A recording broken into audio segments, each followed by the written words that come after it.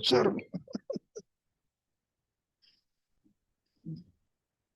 కానీ నాయన రవి, గురువు గారు,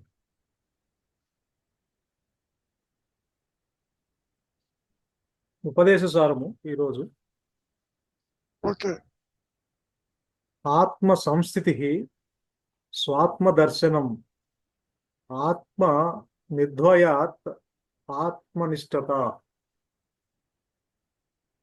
అంటే ఏంటి? అంటే ఇక్కడ వీళ్ళు చెప్తుంది తానుగా తన స్వస్థితిలో తానుండటమే ఆత్మ దర్శనం లేదా ఆత్మ సాక్షాత్కారం. దర్శించటానికి ఆత్మలో రెండు లేవు కనుక తానుగా ఉండటమే ఆత్మనిష్ట. ఆత్మనిష్టలో జీవేశ్వర భేదానికి తావు లేదు. ఇంతకీ జీవుడు ఆత్మనిష్టలో ఉండగలడా? గురువు గారు, దట్ ఇస్ క్వశ్చన్. తానుగా తన స్వస్థితిలో ఉండలేడు గురువు గారు. చెప్పినాయన జీవుడు తానుగా తన స్వస్థితిలో తన మూలంలో ఉండలేడు. మరి ఉన్నప్పుడు ఆత్మను గురించి ఎంత చెప్పినా చెవిటికి శంకు తినట్లేగా. గురువు గారు, అవును. ఇప్పుడు నీవే ఆత్మవి, ఆత్మగా ఉండు అని చెప్పడం వ్యక్తిత్వంతో ఆత్మగా ఉండగలరా ఎవరైనా? ఉండలేదు. ఇంపాసిబుల్. ఇంపాసిబుల్. ఇక్కడ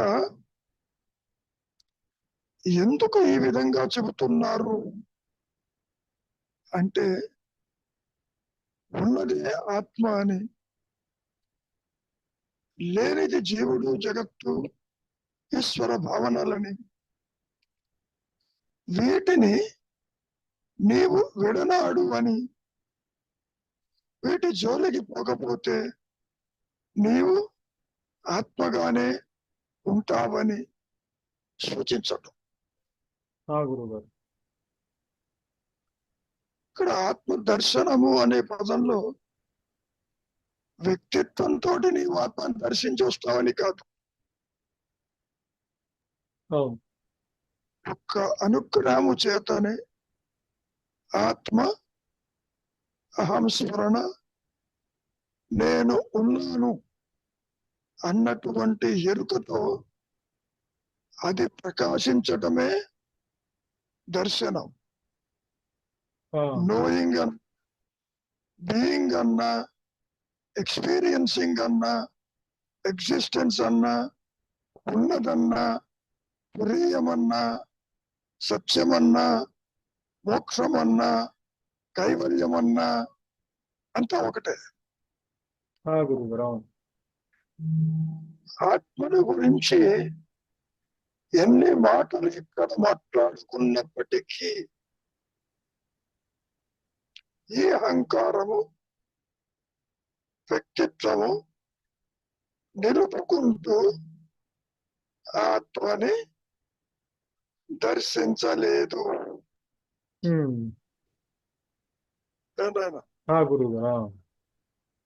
ఈ మాటలు ఎట్లా ఉంటాయంటే అప్పుడప్పుడు చెవిటి వాడికి శంకు తినట్లే, డైజెస్ట్ కాదు.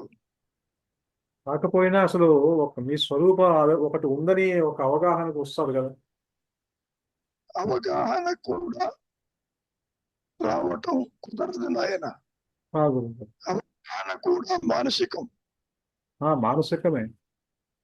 మరి నువ్వు మనస్సుతో నేను దేహము కాదు, నేనంటే ఆత్మని అంటూ జపం చేయటం కాదు. ఊహకు అందనిది, అవగాహనకి అందనిది, ద్వైతానికి అందనిది, ఏ అవస్థకి అందనిది, ఏ కాలానికి అందనిది, ఏ ప్రక్రియకి అందనిది, ఏ సాధనకి అందనిది ఏ విధంగా నీవు చెప్పగలవు, సూచించగలవు? చాలా కష్టం. గురువు గారు అవును. అందుకని నీవు దేహమేమో చూడు, అంతవరకు. ఉమ్, ఆ స్ఫురణ లేకపోయినా నీవు ఉన్నావు కదా, ఆ ఉన్నదే నీ సహజత్వం అని పరోక్షంగా సూచించటం. It's an indirect perception of the రియాలిటీని చెప్పటం. ఆ, అంతేగాని డైరెక్ట్ గా నీవు దేహాత్మ బుద్ధితో ఆత్మని గ్రహించలేవు, లేవు, లేవు. ఓకే, గురువు గారు అవును. ఎప్పటికీ ఇంకా వీడు తెలుసుకోలేడు ఆత్మని. వీడు ఉంటేగా, ఉమ్, వీడు ఉంటే తెలుసుకోగలడు. ఉమ్, దేహాత్మ బుద్ధి జీవభావన ఒక పిశాచం అన్నారు, మాయా నేను అన్నాడు, ఉనికి లేనిది అన్నాడు, ఆర్టిఫిషియల్ సెల్ఫ్ అన్నారు, లోయర్ సెల్ఫ్ అన్నారు. ఏనాయనా గురువు గారు ఒక అవును. అన్నారు. ఇది ఎలా తెలుసుకోగలదు? ఉమ్, ఏనాయనా ఆ, ఈ నేనులో కూడా ఆ నేనులో కలుపుకుంటానికి లేదుగా, అట్లా కుదరదుగా. ఉంటే కలవచ్చు. ఆ, ఇది కూడా తాను కూడా ఆ నేను, తాను ఇప్పుడు చూసే నేను ఆత్మ నేను రెండు ఒకటే అన్నట్టుగా భావిస్తే. నువ్వు భావించాలంటే మళ్ళీ ఆలోచనగా. ఉమ్, దేహాత్మ బుద్ధి జనన మరణాల్లో ఉన్నటువంటి నేను హృదయాస్తమానాలు లేని నేనుగా మారటము కాదు, కలవటము కాదు. ఆత్మ నుంచి ఏది రాలేదని గుర్తించు. రాలేదు కానీ ఈ మాయానేవి కూడా తానుగా భావిస్తే. తానుగా భావిస్తున్నది ఇక్కడ, ఆ, దేహంగా భావిస్తున్నది. నువ్వు ఆత్మని ఎంత చెప్పినా ఉపయోగం లేదు. శృతి వాక్యాన్ని నేను చెప్పుకున్నావు, అహం బ్రహ్మస్మి తత్వమసి, అదే నీవు, అదే నీవని సూచించారే తప్ప నీవు తెలుసుకునే మార్గం లేదు. గురువు గారు ఆత్మని ప్రకాశింపజెయ్యగలిగిన వేరు ఎరుక లేదు నాయన ఈ మాయలు. అది స్వయం ప్రకాశము, అనంతము, ఏకము, అద్వితీయము, తురీయము, తురీయాతీతము. తురీయాన్ని గురించి పెట్టినటువంటి యూట్యూబ్ చూసావా? గురువు 2 గారు పార్ట్స్. కాబట్టి ఎన్నో రకాలుగా తురీయాన్ని వర్ణించారు. అదే అహం స్మరణ, అదే ఎరుక, అదే అనుగ్రహము, అదే గురువు, అదే దైవము, అదే సత్యము, అదే ధర్మము, అదే ఉనికి. ఇక్కడ మనం మాటల్లో చెప్పుకోవే. ఓకే, గురువు గారు అవును.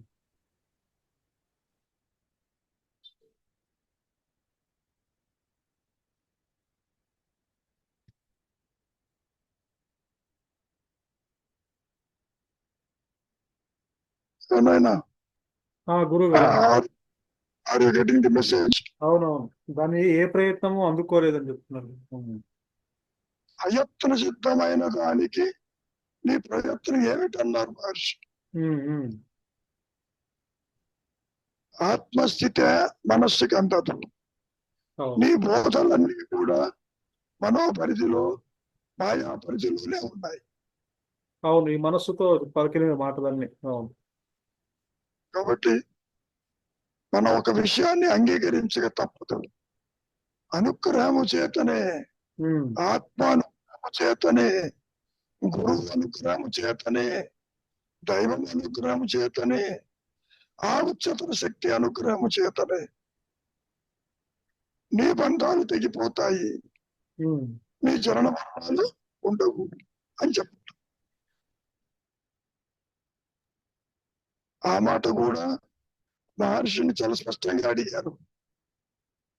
జగత్తు ఉండి నశించిందా, అసలు లేదా? అసలు లేదు మమ్మన్నాడు. Is it not? గురుగారు. ఆత్మని ప్రకాశింప చెయ్యగలిగింది ఈ మాయలో ఏదీ లేదు. ఎందుకంటే ఉన్నది అదే. అహంకారం ఏమన్నా ఎందుకు అంటే ఉన్నది అది అది మాత్రమేనా? అంతేగా మరి. ఆ, లేనిది ఉండదని ఎలా తెలుసుకుంటుంది? లేని పాము తాడుని తెలుసుకోగలదా? ఉమ్, అద్భుత కల్పన అయినటువంటి అహంకారము సత్యాన్ని ఎలా దర్శిస్తుంది? ఎంతసేపటికి వాసనలతో, కోరికలతో, ఈర్ష్యాద్వేషాలతో, రాగద్వేషాలతో, హర్షడ్వర్గాలతో సతమతమవుతూ ఉంటుంది ఈ దేహాత్మ బుద్ధిలో ఉన్న ఈ మాయాజీవుడు. ఆ, అందుకే కృష్ణ పరమాత్మ ఏమంటున్నారు? పునరభిమానం, పునరభిజననం. ఆలోచన వచ్చినప్పుడు పుడుతుంది, ఆలోచన లేకపోతే నశిస్తుంది. ఉమ్, సమస్య ఎక్కడ వస్తుంది? ఆలోచనతోటి ఆలోచన రహిత స్థితిని నీవు గ్రహించాలనుకుంటే కుదరదు. వీడు కూడా ఆలోచన రహిత స్థితికి రావాలి. అంతేగా మరి. ఉమ్, రావటం ద్వైతంలో వస్తుంది. మౌనంగా ఉంటావు, చింత విహీనం అవుతావు, కానీ హృదయ చింత యావని చేతుల్లో లేదు. గురుగారు. న్యూట్రల్ గ్రౌండ్ కి వస్తావు. నీ కర్మలు ఉంది కాబట్టి వస్తావు.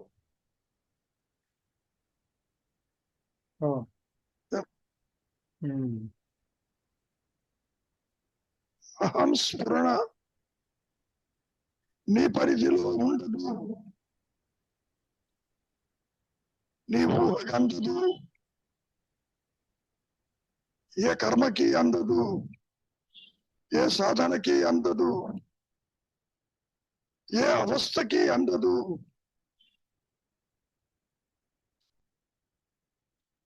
కనుక ఊరక ఉండుటే శ్రేయస్కరము. నీవు ఎంతవరకు అంటే గతాన్ని స్మరించవద్దు, భవిష్యత్తును ఊహించవద్దు, నిశ్చలంగా ఉండు, కర్తవ్య నీవు కాదు. అంతవరకే నీ పరిధిలో నీవు చెయ్యగలిగినది. ఆ తర్వాత ఏమవుతుందో ఈశ్వరేచ్ఛ.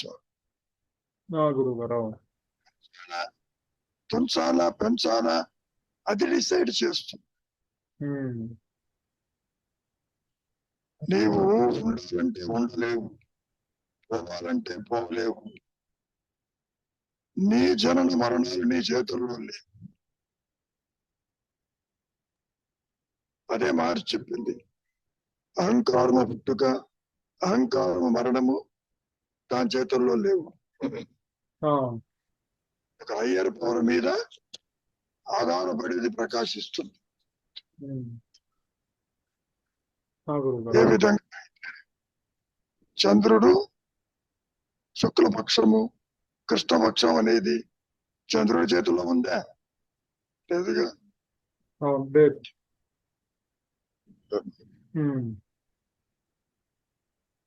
ఇప్పుడు చెప్పండి, ఇంకేమైనా ఉందా? చేయటానికి గాని, మానటానికి గాని, పొందటానికి గాని, పోగొట్టుకోవటానికి గాని ఏం లేదు గురుగారు. పోగొట్టుకునేది లేదు, వచ్చేది లేదు, ప్రయత్నము లేదు, సాధించాల్సింది ఏమీ లేదు. ఆ మాట కూడా చెప్పారుగా, nothing to lose, nothing to gain. ఇది పోవటానికి ఇప్పుడు లేదు, కొత్తగా రావటానికి ఆత్మ లేకుండా పోలేదు. ఇంతకంటే ఏ మహనీయుడైనా ఏం చెబుతారు? అవును. ఉపదేశం 30 శ్లోకాలు కూడా ఒకే విషయాన్ని ప్రస్తావిస్తుంది, సూచిస్తుంది. ఉమ్, అప్పటికీ నువ్వు అనుకుంటావు, నేనే సాధన చేస్తే ఆత్మని ప్రకాశింపజేస్తానని. మనోనిరోధము ఆత్మ ప్రకాశానికి దారి తీయదు. ఆత్మని ప్రకాశింప చెయ్య కలిగింది ఈ మాయలో ఏదీ లేదు, ఆ, ఉండదు కూడా. ఒకవేళ ఉన్నదని అనుకున్నాం అనుకో, ఈ అహంకారము, ఈ మాయ, ఈ నేను, ఈ ఆర్టిఫిషియల్ నేను ఆత్మ కంటే ఉన్నతమై ఉండాలి. ఎలా కుదురుతుంది?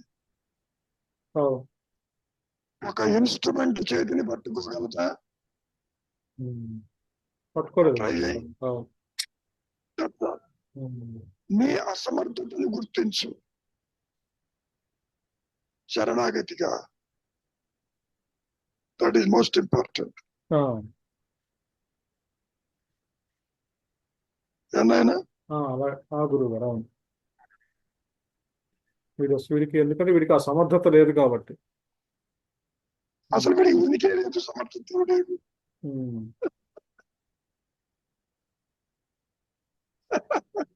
అవును. కూడా ఎగ్జిస్టెన్సే లేని వాడి సమర్థతతో పనే ఉంటుంది ఇంకా. ఉమ్, చైతన్యవంతం అవుతుంది. ఆ, ఉచ్చపు చిప్పు వెండిగా కనపడుతుంది, గోష్ఠిగా కనపడుతుంది, తాడు పాముగా కనపడుతుంది. ఆత్మ, జీవుడు, జగత్తు, ఈశ్వరుడుగా కనపడుతుంది. ఉమ్, అందుకని ఈ మాయకి ఆధారమే తప్ప భిన్నము గురువు దాని గారు. నుంచి ఉమ్, ఏమైనా అవును, అవును. ఉమ్.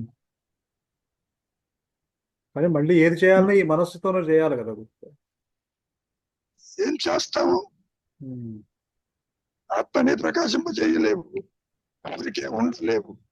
ఒకవైపు వాసనలు నెడుతూ ఉన్నాయి, ఇది కావాలి, అది వద్దు, ఇది నాది, అది నీది. ఒక పక్కన భేద బుద్ధి ఉంది బాగా. అవును. భేద బుద్ధితోటి అభేద స్థితిని ఎలా నువ్వు గ్రహించగలవు? ఉమ్, గ్రహించలేదు. చెప్పుకోవడం బానే ఉంది, అభేద సిద్ధి, అభేద స్థితి, అద్వైత సిద్ధి అంటూ మనం మాయలు చెప్పుకోవటమే కానీ ఆ, అని ఎవరు ప్రకాశింప చెయ్యాలి? ఉమ్, నాచికేతుడికి యమధర్మరాజు ఇదే విషయాన్ని స్పష్టం చేశాడు. ఏ చర్యల వల్లనూ కాదు, ఏ కర్మల వల్లనూ కాదు, ఒక్క అనుగ్రహము చేతనే అది ప్రకాశిస్తుంది. ఉమ్, ప్రకాశించి నీ ఇప్పుడు ఉన్న ఉనికిని అదృశ్యం చేస్తుంది. గురువు గారు, అవును. సో ఉపనిషత్తులు, వేదాలు, గురు సూచనలు, దే ఆర్ ఇండికేటర్స్ అంతవరకు. ఉమ్, ఏమైనా ఆత్మని ప్రకాశింపజేయలేవు ఏవి ఈ మాయలో. అసలు ఆత్మ అంటే ఏంటో నీకు తెలియదు. తెలియదు. ఒకవేళ ప్రకాశింప చేసినా నువ్వు చూడలేవు. అవును, వీడుండడు అప్పుడు. ఉమ్, వీడు ఉన్నంత కాలము ఆత్మ తెలియదు, ఆత్మ ప్రకాశంలో వీడు ఉంటాడు. What is the use? ఆ, మొత్తానికి వీటి వల్ల ఏది కాదు. ఉమ్, ఆ విషయం గ్రహించి పూర్ణ శరణాగతిగా గురువు అది గారు. చూసుకో. ఉమ్. ఏమైనా అదే వీడు తెలుసుకోలేడు, ఆత్మ ప్రకాశంలో వీడుండడు అంటే వీడిది ఇక రోల్ అనేది ఏం లేదు ఇక్కడ అయితే. ఉమ్, మరి చాలా విచిత్రంగా ఉంటుందిగా. అవునవును. రెండు నేను లేవు, తెలుసుకునే నేను, తెలియబడే నేనంటూ ఉండదు. అవును. ఈసారి చెప్పుకుంటున్నావు, అయినా గాని అహంకారము వైదొలగదు. ఉమ్, దానంతట దాని యొక్క మూలం తెలుసుకోలేదు. నీవు పుట్టక ముందు ఎవరో తెలుసునా పోయిందిరా తెలియటానికి కుదరదు కదా. ఆ, తెలియదు. ఉమ్. ఏమో సరోజ ఏమైనా పుడుతుందా లోపల? ఏం లేదు గురువు గారు, అనాత్మ విచారం తప్ప ఆత్మ విచారం చేసేది లేదు అని అర్థమైంది గురువు గారు. అనాత్మ విచారం చేసేవాడు పోనీ అంటే ఉన్నాడు అనుకుంటున్నాను కాబట్టి అనాత్మ విచారం మాత్రమే చేయవచ్చు అని అర్థమైంది గురువు గారు. ఆత్మని తెలుసుకో అనుకుంటున్నావు, అనుకునేవాడు ఉన్నాడు పోనీ. అనుకునేవాడిని ఉన్నాడా అని విచారం చేయమంటారు. నిజమే, లేని వాడు ఆ. అది విచారం చేస్తాడు.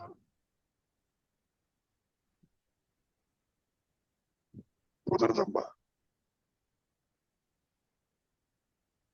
నేనెవరు అన్న విచారము ఎవరికి అని అడిగారు. అహంకారానికి అన్నాడు. మరి అహంకారం అది నుంచి ధృవీకరించబడిందిగా. అవును, నేను విచారం చేస్తుంది. ఒకవేళ చేసిన దానికి సమాధానం దొరుకుతుందా? కాదు. మళ్ళీ అక్కడ అనుగ్రహం అనే ఒక క్లాసు పెట్టారుగా. క్లాసు కాదు ఉన్నదే అది. అవునులేండి. ఇక్కడ సరోజ తల్లకిందుగా తపస్సు చేసిన ఆత్మ ప్రకాశించదు. గురువు గారు, ఇక్కడ ఎన్ని వేషాలు వేసినా, ఎన్ని కర్మలు ఆచరించినా, ఎన్ని క్రతువులు చేసినా, ఎన్ని పవిత్ర జలాలలో మునిగినా ఈ చేదు దోసకాయ చేదుగానే ఉంటుంది. అవును,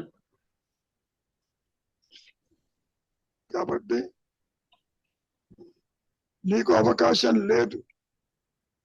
చేతనవుతుందా శరణాగతి పొందు, లేదంటావా ఊరక ఉండు. అంతవరకు. గురువు గారు. ఇది కావాలి అది వద్దు అంటూ లిస్టు పెట్టవద్దు. గురువు గారు, ఇది బాగుంది ఇది బాగోలేదు, ఇది పోవాలి ఇది రావాలి, ఎలా కుదురుతుంది? లేదు గురువు ఏమ్మా? గారు. గురువు గారు, are you getting the point? గురువు గారు అర్థమైంది. అసలు ఆ భేద బుద్ధి అనేది లేదు ఆత్మకి, అన్యం కూడా లేదు. కానీ అది ఈ జీవుడికి తెలియదు. ఆత్మకి అంటున్నావు, ఆత్మ అంటే ఏంటో తెలియదు నీకు. లేదు. అవును గురువు గారు. తెలుసుకునే అవకాశము లేదు.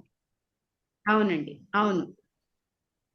కాబట్టి నేను ఇది కాకపోతే ఏమై ఉంటాను అంతవరకు.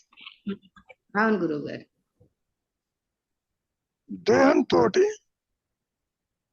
డిస్అసోసియేట్ అయితే, దేహం జనించకపోతే నా స్వరూపం ఏమిటి? అదే నిద్ర ఎగ్జాంపుల్ చెప్తారు కదా, నిద్రలో ఈ దేహం లేదు, ఇంద్రియాలు లేవు, ఏమీ లేవు కదా అని చెప్తారుగా మీరు. కరెక్టే గురువు గారు. ఏమా అయినా నేను గురువు గారు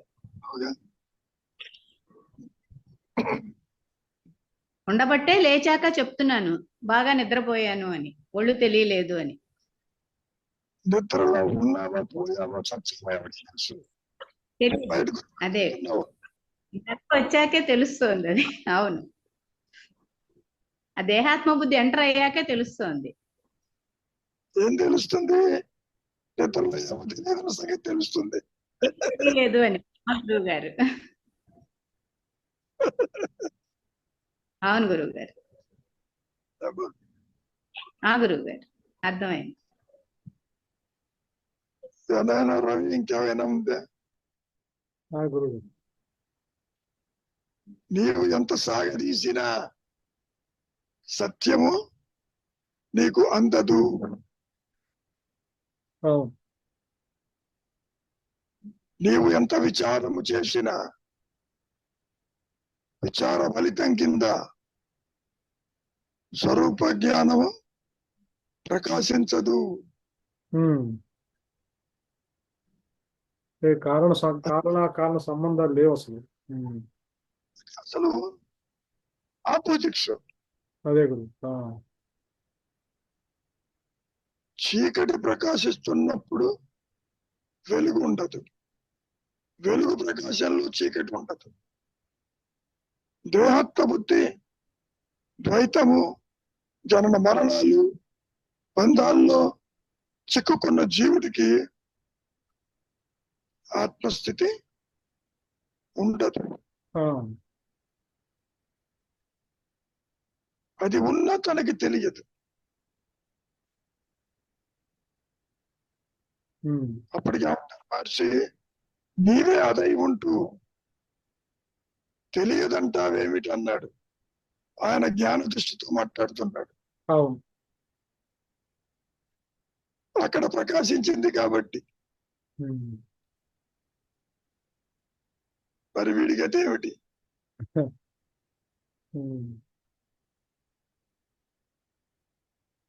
అందుకని ఏమంటున్నారు, ఉన్నదే సద్గతి, ఉన్నదే సత్, ఉన్నదే ఎరుక. ఉనికి లేనిది ఈ ద్వైత స్థితి, ఈ అవస్థలు, ఈ జనన మరణాలు, ఈ బంధ మోక్షాలు. ఆదిశంకరులు కూడా ఇదే మాట అన్నారు నాయన. బంధం లేదు, మోక్షం లేదు పొమ్మన్నాడు.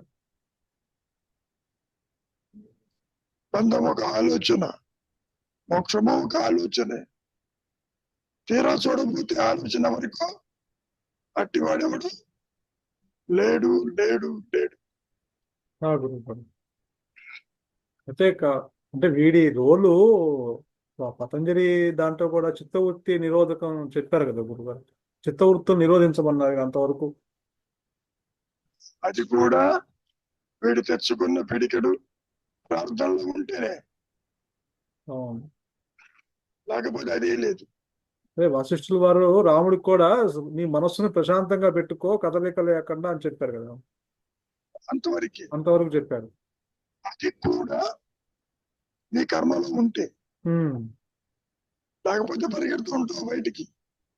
ఇది కావాలనో, అది వద్దనో, ఇది బాగుంటుందనో, అవును, ఇది పొందాలనో, ఒకటి పోగొట్టుకోవాలనో, ఈ విధంగా మాయలు పరిగెడుతూ ఉంటావు. అవును. అది కూడా అంత ఈజీ ఏం కాదు గురువు రావటం నిశ్చలంగా మనస్సుని. ఈజీ కష్టమని కాదు, నీవు ఎన్ని రకాలుగా విశ్వ ప్రయత్నము చేసిన స్వరూప జ్ఞానము ప్రకాశింపజేయలేము. గురించి కూడా చెప్పారు మహర్షి, గుర్తుందా?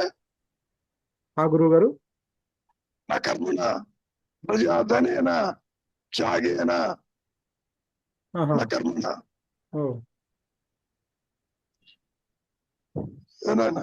గురువు గారు, ఏ కర్మల వల్ల గాని అది ప్రకాశించదు. ఒక అహంకార త్యాగం చేయన్నాడు. నిజానికి నువ్వు త్యాగం చేయటానికి కూడా నీ చేతుల్లో లేదు. అనుగ్రహంతో సంహరిస్తుంది నాయన.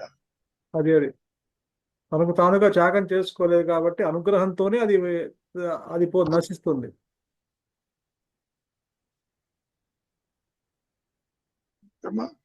గురువు గారు, అంటే కొంచెం అది అది అదే అంటే ఇప్పుడు నీళ్లలో ఒకతన్ని ముంచితే వాడు ఆ గాలి పీల్చుకోవడానికి వాడి ఆ తపన పడతాడు కదా గురుగారు బయటికి రావటానికి. అంటే అంత జీలు ఉండాలి, బర్నింగ్ యాటిట్యూడ్ ఉండాలి గురువు పొందాలి అన్న. బంధాలను చిక్కుకున్నావు, బయటికి రావాలని అనుకోవటం లేదు. ఇది బాగా ఉంది, ఇది అనుభవిద్దాము, ఇంకా అనుభవిద్దాము, ఇంకా సంపాదిద్దాము, ఇంకా పొందుదాము, ఇంకా ఇంకా అంటూ పరిగెడుతున్నావు. ఉమ్, ఇస్ ఇట్ నాట్? అవును ఏనాయనా అవునవును అవును గురువు. మరి ఉమ్, నీవు తృప్తి చెందటం లేదు. తృప్తే ఆత్మస్థితి. అవును. ఇది చాలు అనుకోవటం లేదు. ఉమ్, ఇంకా ఏదో కావాలి, ఇంకో మార్పు రావాలి, ఇంకా ఇంకా అనుకుంటున్నావు. అందుకే ఈ సమస్య. గురువు గారు. Is it not? ఉమ్,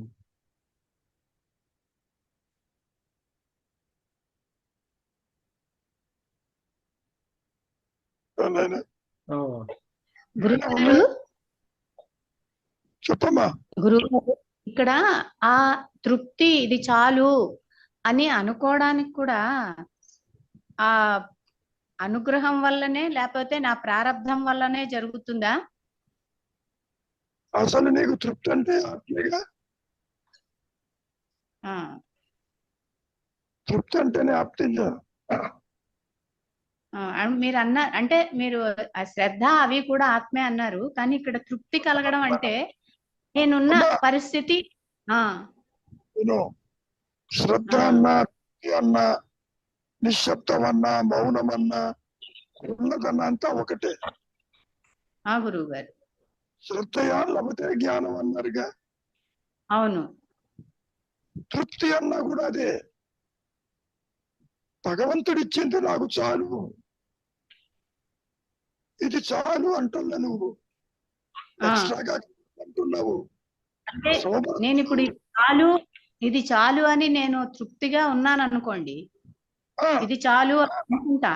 ఇంకా వద్దు నా పరిస్థితి, భగవంతుడు బానే ఇచ్చాడు మనం ఉన్న పరిస్థితి అని అంటే అది నేను ప్రార్థనలో ఉంటే అంటానా లేకపోతే అనుగ్రహంతో అంటానా? ప్రార్థము ప్లస్ అనుగ్రహం. ప్రార్థన ఎవరు అనుగ్రహమేగా. అవునులేండి. అవును. నీలో అశాంతిని కలిగించిన, సంతోషము కలిగించిన, తృప్తిని కలిగించిన ఆత్మే కదా ఆధారం. అవును. అవును. తృప్తి కలిగినప్పుడు నీకు ఇంక వేరే ఆలోచన ఉండదు. కరెక్ట్. అవును. ఇది ప్రాణాలన. అవును. అక్కడ బంధం కూడా ఉండదు. ఆ తృప్తిగా ఉన్నప్పుడు బంధం కూడా ఉండదు.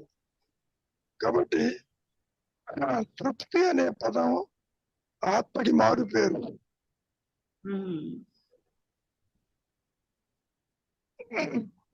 ఏమా తృప్తిగా ఉంటే శాంతిగా కూడా ఉంటుంది.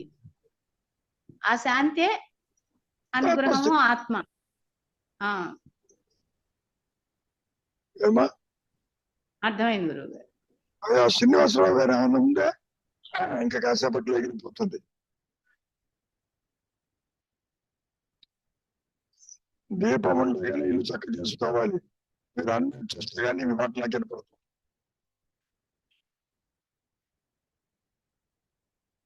మ్యూట్లో ఉంటే మీ మాట మీకే అనిపిస్తుంది. ఇది విచారించగా విచారించగా లేనిది లేనట్టు పోతుంది, ఉన్నది ఉన్నట్టు కనపడుతుంది. ఈ లేనిదాన్నే ఉన్న దాంట్లో సంస్కృతిని చేయమంటున్నారుగా. హృదయంలోను మనస్సుని మీరు చెయ్యలేరు.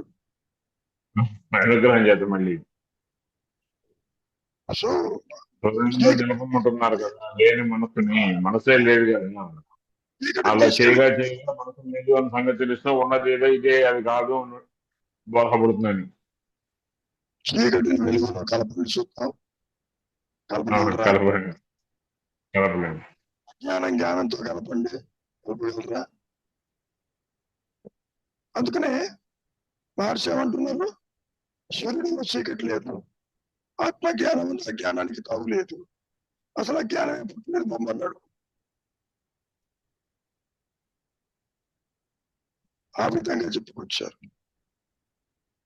జ్ఞాన దృష్టి వేరు, చక్షు దృష్టి వేరు. అహంకార దృష్టి, జ్ఞాన దృష్టి రెండు దృష్టే. రెండు చెప్పుకోవడానికి జ్ఞానమే. కాకపోతే ఇది పరిమితమైన జ్ఞానము. అది అనంత జ్ఞానం, పూర్ణ జ్ఞానం. ఈ పరిమితమైన జ్ఞానంతో, ఈ బుద్ధితోటి అనంతమైనటువంటి జ్ఞానాన్ని తెలుసుకోవటం కుదరదు. It is like A candle అన్నారు. ఈ క్యాండిల్ తోటి సూర్యుని చూద్దామని బయలుదేరింది అనుకోండి, కరిగిపోతుంది. That's all. బట్ ఏది ఏమైనప్పటికీ స్వరూప జ్ఞానం అనేది దానంతటది ప్రకాశించినటువంటి స్థితిలోనే సత్యము అనుభవానికి ఆత్మకే వస్తుంది, జీవుడికి రాదు. జీవుణ్ణి అట్టిపెట్టేది ప్రకాశించదు. ఇంత జరిగినా కొత్తగా వచ్చినట్టు అనిపించదు.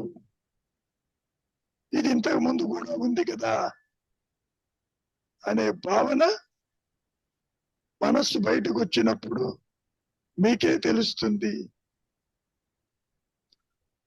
చాలా విచిత్రంగా ఉంటుంది. లేని జీవుడికి బంధమోక్షాలు లేవు, చాలా మంది లేవు. అందుకనే ఫైనల్ గా ఏమంటున్నారు, నేను పుట్టలేదని తెలుసుకో, అహంకారానికి పుట్టుకే లేదని తెలుసుకో. ఆత్మ ఎప్పుడూ ఉండేది కాబట్టి దానికి హృదయాస్తమానాలు ఉండవు, కొత్తగా ఏది రాదు అని గ్రహించు అని చెప్పండి. ఎన్ని రకాలుగా బోధించినా జీవుడిలో మార్పు మటుకు అనుకరణ చేతని తనంతట తాను ఏది చేసుకోలేడు, ఏది సాధించలేడు, ఏది పొందలేడు, ఏది పోగొట్టుకోలేడు. ఏనాయనా